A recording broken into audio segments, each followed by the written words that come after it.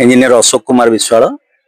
प्रतिभा विकास प्रतिष्ठान कटक सदर सभापति हिसाब से कार्य करुँची। अनुष्ठान सहित जड़ित थे आज माँ अन्नपूर्णा स्मृति सभा गोटे गछ लगे गोटे मूल्यवान जिनस कले माटी गछटी कौन कह मुझे कहबी ये जो अन्नपूर्णा देवी स्वर्गत अन्नपूर्णा देवी स्मृति उद्देश्य जो गछ वृक्षरोपण कराई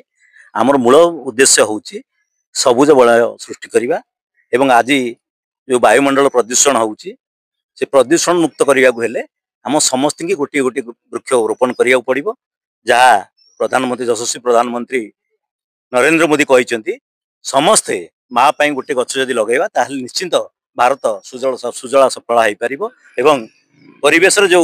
व्यतिक्रम देखा निश्चित सुधरी पार। अन्नपूर्णा देवी विषय में ये कहबी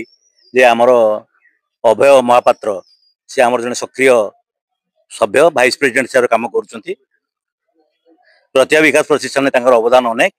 तेणु सी जो ये प्रस्ताव देले माँ को स्मृति उद्देश्य आम गछ लगेगा मुझे कहली सार एभलिया किसी आम वृक्षरोपण न करवा जे आज गछ लगे खाली तार अस्तित्व रही तेणु आम एभली किसी गछ लगेगा जार आम रक्षणाबेक्षण करवा एवं ताहा बड़ हो परिवेश उपरे तार सुफल मिल कथा हूँ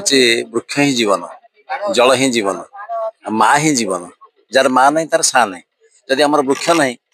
ताल आमर बचार किसी अधिकार ना माँ ठार स्तन्यपान करवा जमी आम आवश्यकता अच्छी वृक्ष ठार अम्लजान नबार आवश्यकता अच्छी बर्तमान जो विभीषिका देखा दूसरी से निहाती वृक्षटे लगे दरकार आउ ये जो कार्यक्रम परिवार तरफ आज कराई मान्यगण्य लोक मैंने तरफ जो पदक्षेप नियाई से गछटी हूँ आप बौल वृक्ष हूँ गोटे देववृक्ष और से देववृक्ष हूँ माने दीर्घजीवी से वृक्षटी बहुत दिन पर्यटन बंची रहे और अम्लजान दबारे आप देखिए बौल गछ अस्वस्थ गछ एम मुख्य भूमिका ग्रहण करते यहाँ हूँ आपंकर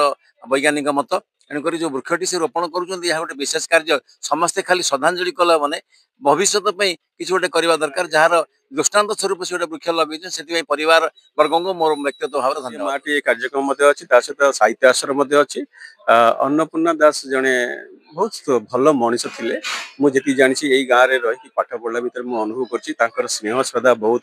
अजस्र आम बहुत भल पाते आम छोट ही बहुत भल पाते